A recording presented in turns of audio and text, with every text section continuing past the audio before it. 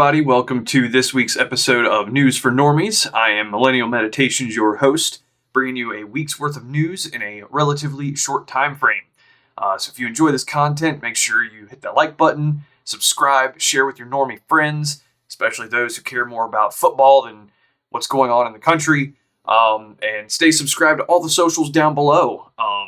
Follow me on Twitch if you want to get a break from all the politics and news stuff. I plan on doing some more gaming-related stuff in the Christmas break coming up, and this will be my last podcast of 2025.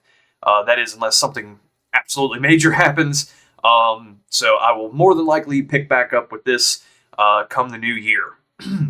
Also, I'm now on Instagram, so I'm going to be uploading clips. If you want to just share those with friends, I'll include that down below as well in all of the social media links down below. So, with that being said, let's get into the news. So, last weekend was a pretty crazy weekend overall, not just here in the U.S., but internationally as well. We'll get to that in a moment.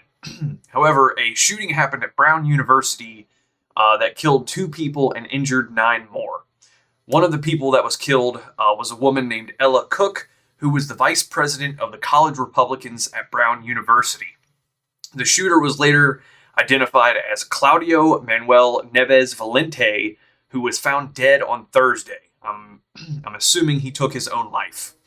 This man is also suspected to be the killer of Nuno Loureiro, I think is how you pronounce that, who is a nuclear physics professor at MIT.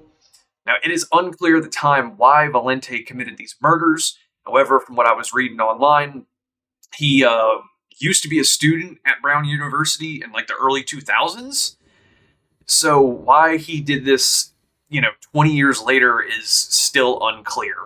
I also tried to find a clip of a news reporter asking the president at Brown University what all was going on that day after it happened, and she kept just saying, I don't know, made herself look like a fool. I was unable to find that clip, but I'm sure it is circulating out there, so you could probably find that if you so choose, if you haven't seen it already.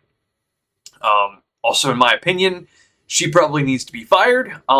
She seems very incompetent, but doubt that'll happen. Now, moving on, an Islamic terrorist attack took place at Bondi Beach in Australia last weekend, and the terrorists targeted a Hanukkah celebration and sadly killed 15 people. However, despite this tragic event, this hero stepped up in an attempt to stop one of the shooters. Oh! C'est un malade. Oh non, gros! Oh! Ouais, mais il y a son pote, il va se faire tirer dessus. Now, I'm not sure why this guy didn't smoke the shooter with his own gun, but his actions were brave nonetheless. The Australian government has also said they will be doubling down on gun control laws, despite the fact they already have very, very strict laws on firearm ownership in the first place, and they will be launching a gun buyback program.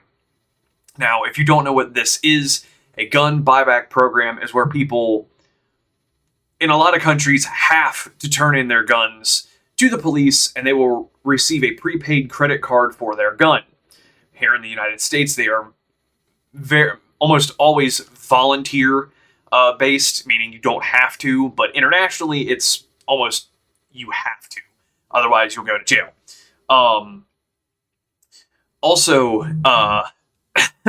here in the United States, they have had little to no effect on stopping gun crimes because, shocker, criminals don't follow laws, and other people have even bought pieces of hardware to make a crude gun, like the pipe guns from the Fallout games, if you've played the games or watched the show, just to turn in for profit. So, they'll go to Ace Hardware or Home Depot, spend $50 on some threaded pipe and a box of nails to, make a makeshift gun. Whether or not it works is irrelevant, and they'll turn that into the government and get like a $200 prepaid gift card, so now they're up $150. So,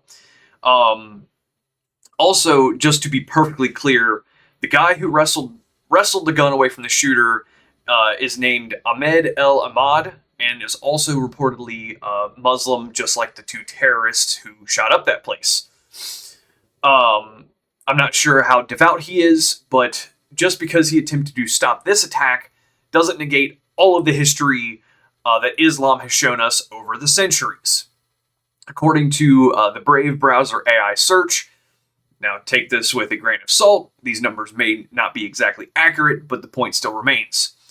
There have been over 140 jihadist attacks and plots in the United States alone between January 1st, 1994 and January 1st of 2025. Also, don't forget that in the very infancy of our country, the United States Navy, along with the Marines, had to go deal with Barbary pirates because they kept attacking American ships and taking prisoners because we are infidels to them, and their religious book says that they can do that. This is also where the term leatherneck comes from for the Marines, because they had to wear thick leather guards on their necks to keep their heads from getting cut off in battle against these Islamic pirates. So, kudos to Ahmed El Ahmad, and just don't forget this going forward, especially around the holidays, and that'll become relevant here in a moment as well. And speaking of Islamic terrorism, ISIS committed an attack in Syria, which killed 2 American National Guard members, Sergeant Nate Howard and Sergeant Edgar Brian Torres Tovar, both from the Iowa National Guard, along with a civilian interpreter. 3 other people were wounded as well. President Trump had this to say after this attack happened, and my apologies for the sound on this clip. I'm assuming he was right by Air Force One or Marine One, the helicopter. So apologies ahead of time for the background noise on this one. So we mourn the loss of 3 great patriots in Syria. You know how it happened. There was an ambush, terrible. We also have 3 wounded. They seem to be doing pretty well. But we mourn the loss. These are 3 great people. And it's just a terrible thing. Syria, by the way, was fighting along with us. The new president of Syria is, as they told me, and I'm not surprised, he's devastated by what happened. This was an ISIS attack on us and Syria. And again, we mourn the loss and we pray for them and their parents and their loved ones. Very, very sad. Mr. President, will the U.S. retaliate against ISIS? Yeah, we will. And will the U.S. forces attack again? You're going to be seeing. And should the U.S. still be We will retaliate. Thank you very much. So yeah, Donald Trump, he ain't fucking around, and we'll see what happens going forward. I think I saw on X that there have already been 50 strikes against ISIS in that region, but we'll see how this goes. And while I am sad that 3 Americans died because of an Islamic terrorist organization, I'm also confused as to why we still have any military personnel in that region. I thought the global war on terror was over. We pulled out of Afghanistan, 3 years ago? Now I get it, Syria and Afghanistan, 2 different countries, but still, I thought we were done with that. But I suppose as long as there are Islamic terrorists, this will go on. And speaking of terror cells, 4 people were arrested in connection to a planned terror attack on New Year's Eve in Los Angeles. The 4 defendants are Audrey Carroll, 30 years old. The pictures, I think we have them somewhere. We'll put them up here. Audrey Carroll, 30 years old. Zachary Aaron Page, 32. Dante Gaffield, 24. And Tina Lay, 41. Each from the Los Angeles area. Each is charged with conspiracy and possession of an unregistered destructive device in violation of Title 26, United States Code Section 5861D. We intend to file additional charges in the coming weeks as we finish reviewing the evidence. The defendants are all radical anti-government members of the Turtle Island Liberation Front, which, according to their own social media, is an anti-capitalist, anti-government movement that calls for their associates to rise up and fight back against capitalism. One of the leaders of the organization, defendant Audrey Carroll, helped organize an even more radical faction of the group called the Order of the Black Lotus. Each of the defendants charged today was also a member of the Order of the Black Lotus. Carol described this group to her co-conspirators as everything radical. As detailed in the federal complaint, which we will now make public, in November 2025, defendant Carol created a detailed bombing plot to use explosive devices to attack 5 or more locations across Southern California on this upcoming New Year's Eve. Carol and her co-defendant, Zachary Page, led the effort to obtain and build the bombs and to recruit others to join in their plot. Carol's bomb plot was explicit. It included a step-by-step instructions to build IEDs or improvised explosive devices and listed multiple targets across Orange County and Los Angeles. Carol also made clear her desires. She said, quote, "What we are doing will be considered a terrorist act." Carol and Page also discussed plans for follow-up attacks after their bombings, which included plans to target ICE agents and vehicles with pipe bombs. Carol stated that those plans would, quote, "take some of them out and scare the rest." So thankfully, these people were arrested, but what wasn't covered in this clip was that these radicals were testing homemade explosives in the Mojave Desert. So they were all about the cause, whether, their cause was pretty dumb. And while I'm glad these people were caught, I always think that there could be more that haven't been caught, especially since they were trying to organize more people. So if you're planning on going out on New Year's Eve, keep your head on a swivel out there. I will not be going out to any parties like that on New Year's Eve. We're probably going to have some friends over to play some games and have fun here at the house. So, yeah, glad that those people were taken down. Now, moving on, Dan Bongino has announced he will be leaving the FBI in January of next year. He posted on X, "I will be leaving my position with the FBI in January. I want to thank President Trump, AG Bondi, and Director Patel for the opportunity to serve with purpose. Most importantly, I want to thank you, my fellow Americans, for the privilege to serve you. God bless America and all those who defend her." Now, I'm kind of sad to see Dan Bongino go. However, I don't have 100% faith in the FBI, even with Trump's picks in there. And I'm also kind of pissed that Pam Bondi is still in the administration as well. I do not like her. I think she is incompetent. But the FBI has been putting in a lot of work to curb criminal organizations and criminal activity since Patel was put in place. So, yeah, kind of sad to see this go, but didn't have full faith in them regardless. Now, I imagine Dan will go back to his show, but I don't think people will be as receptive to him as they were before.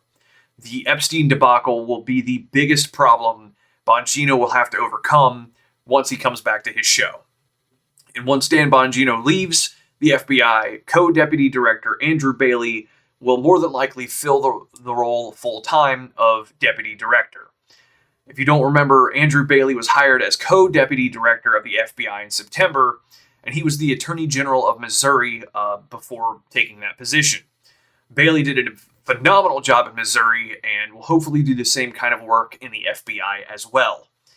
Also, I've heard rumors that, and again, these are just rumors, that at some point Kash Patel will be removed from his position and Andrew Bailey will take on the lead director of the FBI after that. Now, again, rumors, can't confirm those, but I wouldn't mind seeing that happen because I think Kash Patel has also not done the best. I mean, like I said, they've really cracked down on a lot of criminal activity across the U.S. since he took over, but I think there's still a lot of things that can be answered for. So, moving on, let me get a drink of water first. So, the U.S. House of Representatives passed a bill that would criminalize all transgender surgeries, hormones, or treatments for minors. Doctors and parents could be prosecuted if they, quote, knowingly perform or attempt to perform genital or bodily mutilation on another person who is a minor, end quote.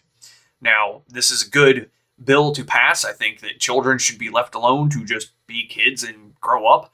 But it also must pass the Senate before going to President Trump's desk for signature. So, Senate Republicans, you better pass this, otherwise it's going to be a real bad stain on your record.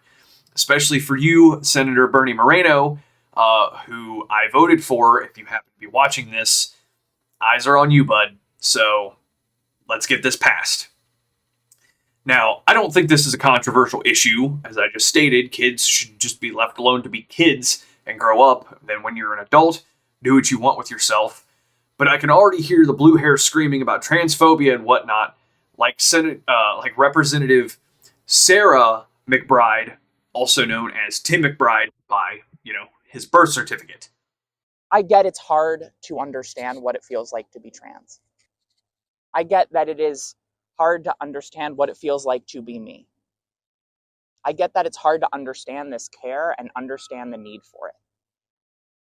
But one of the things that gets so lost in this conversation is that the transgender adults of today were kids once.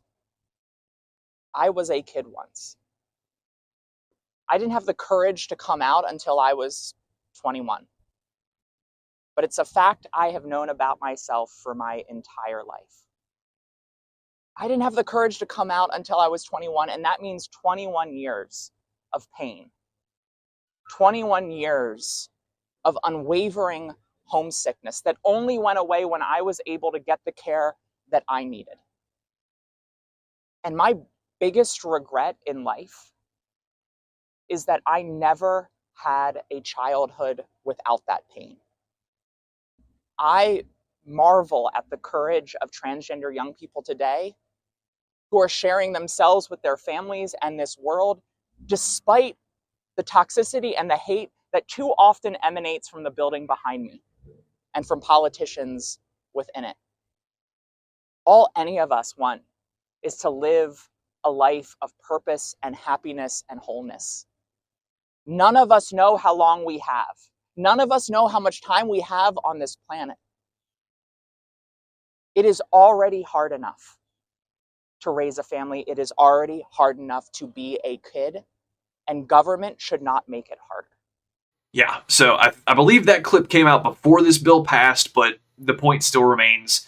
People will always advocate for trying to do this stuff to kids, and it's sick. And also, the Babylon Bee posted this meme that said, Democrats blast Republicans for trying to put hardworking genital mutilators out of business. And memes like this are why I love the Babylon Bee. So, there you go.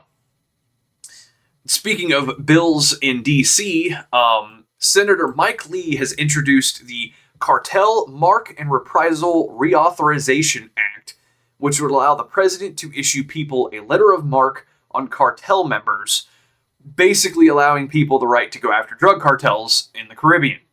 While I find this entertaining, I highly doubt this will come to fruition because, we saw this year that Democrats kept trying to bring smoke to Pete Hegseth and the Department of War for striking drug boats in the Caribbean, so the Democrats are advocating for drug cartels. Real weird. But if this does happen, I imagine the content that comes out from it is going to be pretty interesting. And speaking of content creation, very sad story here. Movie director Rob Reiner and his wife Michelle were found dead on Sunday of last week. Their son Nick was arrested and charged with murdering them. Nick Reiner has apparently battled with addiction problems since he was around 15 years old. Right now he's like 32.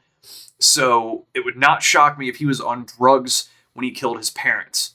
I also heard that the day before they were killed, Rob Reiner and his wife were at a party in LA, and their son Nick showed up and started causing a scene, and they got into an argument and left. And so who knows? This is very, very sad. But hopefully he, goes to prison for this. Now, President Trump and Rob Reiner had not had the friendliest history, and President Trump had this to say after Rob Reiner's death, as you can see here on this post from Truth Social. And while I know that Rob Reiner hated Trump, I do think Trump could have taken the high ground on this one. You know, he could have said something along the lines of, you know, while Rob Reiner and I never saw eye to eye on things, and he was a very vocal critic of mine, and it's sad to hear that his own son murdered him in their home. You know, I hope justice prevails here. You know, something along those lines. So definitely not a good one from Trump. And also another bad take from Trump was this post on Truth Social endorsing Tony Gonzalez out of Texas. Apparently, Trump gave him his full endorsement for his next campaign. Now, Tony Gonzalez is the epitome of a rhino, Republican in name only. Tony is all for gun control laws, red flag laws, all that stuff, and he's had a very bad track record on border security. So while I don't live in Texas and can't vote for him, Brandon Herrera is a much better choice, and I hope that he wins the next election. Which I imagine he will, because the first time around, Brandon lost within just over 400 votes. So, good luck, Brandon. Hopefully you see this and know that people outside of Texas are rooting for you. So, now that I'm done criticizing Trump for some bad things, here's a good one. President Trump signed an executive order rescheduling marijuana from Schedule 1 to Schedule 3. So this takes it from a classification along the lines of cocaine, meth, heroin, and puts it down with prescription drugs, prescription painkillers, testosterone treatment for adults, things like that. And while I think this is a good first step, a bill that would permanently reschedule or even legalize it would be the best, because we know that an executive order can be undone by the next president. So, I think this is common sense at this point, since more than half of the states have either legalized or decriminalized marijuana. But of course, it's not for everyone. People who use marijuana products should do so responsibly. Keep it out of the reach of children, especially if you have gummies. Don't drive while you're using these kind of products. And don't go out in public and smoking. People don't really smoke cigarettes in public. I like cigars, and there's a lot of places that even frown on cigar smoking. So just be a reasonable adult with it. Also, I'm not sure how this is going to affect firearm ownership, because as it stands now, it is still a federal felony. So, and you have to check a little box on the background form when you buy it from a dealer, buy a gun from a dealer. Let me rephrase that. So, not sure how all that's going to shake out. So, again, we'll see going forward. Maybe we'll have more information after the new year.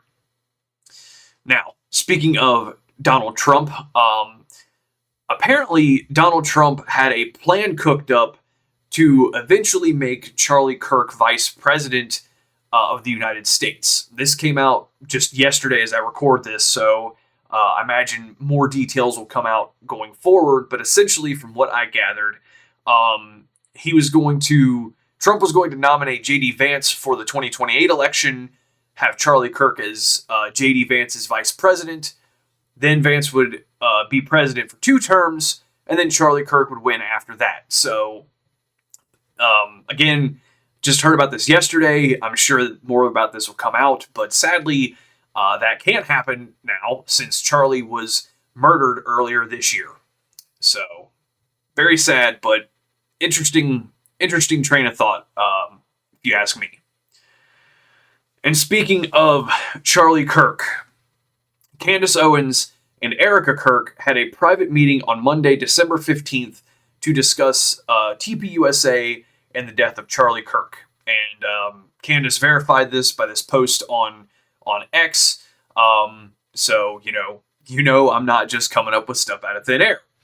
Since that meeting, apparently Candace's fans have turned on her, making wild claims that she's a clone, or she's now being paid by Israel, or what. All these wild claims, right on along the same lines as the claims that Candace was making. Now, I'm glad that this finally happened. Hopefully, this can all be put to rest, and we, a collective we, can focus on the midterm elections next year. So keep that in mind. But I do find it funny that Candace refused to sit down with TPUSA on that date, as they invited her on the show for that same date, claiming that it conflicted with the time she normally records her show.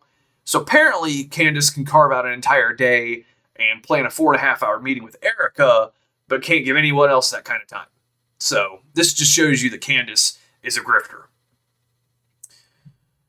And finally, I have to retract a statement I made last week. Angel Studios acquired distribution rights for the new Animal Farm movie. However, the new version is a direct critique of capitalism and makes communism look great, which flies in the face of the original book.